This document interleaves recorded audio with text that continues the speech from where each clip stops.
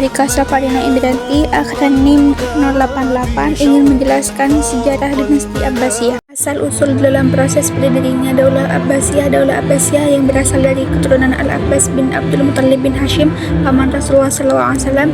Kata Abbasiyah adalah nisbah kepada Al-Abbas sebagai asal keturunan dan nenek moyang dari para khalifah Abbasi.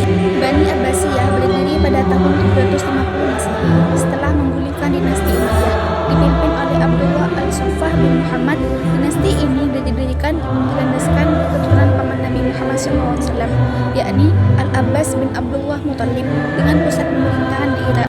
Gerakan ini didukung oleh strategi propaganda rahasia dan koalisi militer. Periode ini sering disebut sebagai zaman keemasan Islam karena kemajuan pesat dalam politik, ekonomi, dan ilmu pengetahuan. Dinasti Abbasiyah merupakan the golden age of Islam, zaman keemasan, di mana peradaban Islam mencapai puncak kejayaan, terutama di bidang ilmu pengetahuan, kebudayaan, dan ekonomi. Berpusat di Baghdad, masa ini ditandai dengan pusatnya gerakan penerjemahan karya asing, pendirian pusat riset Baitul Hikmah, serta munculnya tokoh besar seperti Al-Khawarizmi dan Ibnu Sina.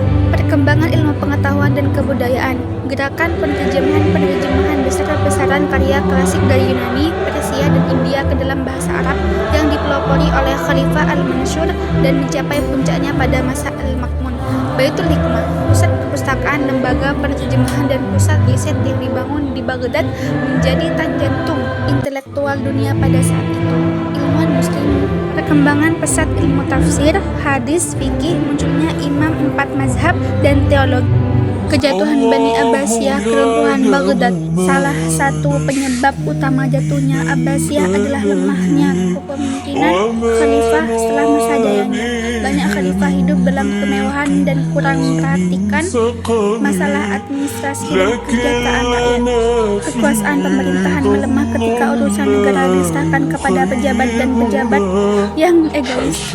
Situasi ini menyebabkan korupsi, penindasan, dan ketidakstabilan politik. Selain itu, pengaruh tentara bayaran, terutama dari ras British, juga melemah pemerintahan, terutama perang salib yang berkepanjangan dan melemahkan ekonomi dan militer utama umat Islam.